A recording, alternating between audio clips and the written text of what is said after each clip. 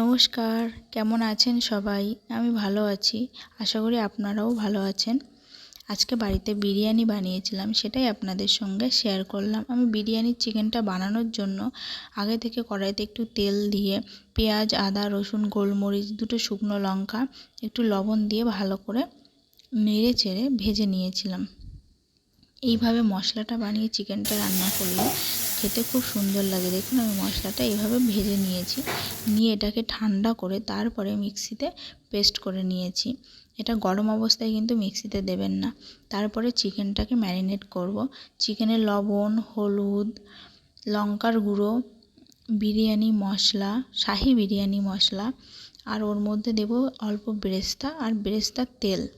বেরেস্তা ভাজা যে তেলটা, ওটা দিয়ে চিকেনটা ম্যারিনেট করলে চিকেনটা খেতে খুব সুন্দর লাগে। আর আমি দিয়েছিলাম, সঙ্গে দিয়েছিলাম টক দই। চিকেনটা আমি 1 ঘন্টা ম্যারিনেট করে রেখেছিলাম। আপনারা চাইলে একটু বেশি টাইম ম্যারিনেট করবেন, তাহলে চিকেনটা আরও বেশি সফট আর জুসি হবে, খেতে খুব সুন্দর হবে। আমার হাতে সময় কম ছিল তাই আমি 1 ঘন্টায় ম্যারিনেট করে রেখেছিলাম। চাইলে এটা সারা রাত ম্যারিনেট করে ফ্রিজেও রাখতে পারেন। তারপরে দেখুন আমি চিকেনে ধনেপাতা দিতে ভুলে গেছিলাম, সেটা পরে দিয়েছি। তারপরে এবার বিরিয়ানির চালটা করে নেবো। আমি বিরিয়ানির চালে ভাতে বিশেষ কিছু দিইনি।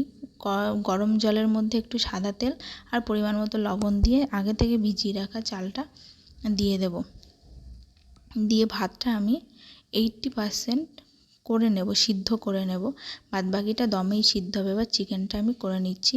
চিকেনে বিশেষ কিছু ফোড়ন দিইনি, দিয়েছি গরম মশলা আর একটা শুকনো লঙ্কা। তারপরে পেস্ট করে রাখা মশলাটা দিয়ে দিলাম, দিয়ে ওর মধ্যে একটু লঙ্কা গুঁড়ো দিয়ে আর হলুদ গুঁড়ো দিয়ে মশলাটা ভালো করে কষিয়ে নিয়ে আগে থেকে মেখে রাখা চিকেনটা আমি এবার দিয়ে দেবো। দিয়ে চিকেনটাকে ভালো করে সময় নিয়ে কষাবো।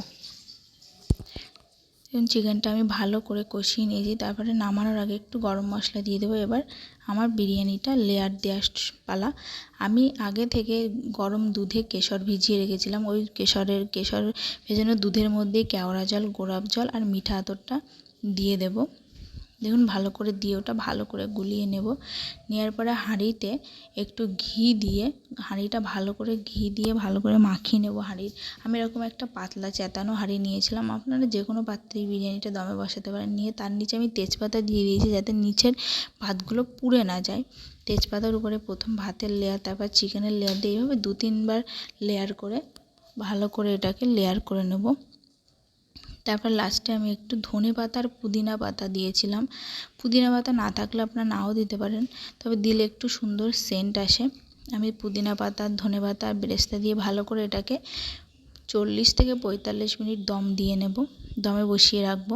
দেখুন আমি এরকম একটা তাওয়া নিয়েছি, তাওয়ার উপরেই এটাকে দমে বসিয়ে রাখবো। আমার হাঁড়িতে প্রয়োজনের অতিরিক্ত বিরিয়ানি হয়ে গেছিলো, ওই জন্য আমি এটাকে গামলা দিয়েই করেছি। আপনারা চাইলে একটু পরিমাণে কম, আপনাদের পরিমাণ মতো হাঁড়ি নেবেন, নিয়ে তাতেই বিরিয়ানিটা দমে বসাবেন, তাহলেও ভালো হবে। আমার একটু বেশি হয়ে গেছিলো বলে আমি গামলাটা দিয়েই ওটাকে দমে বসিয়েছিলাম।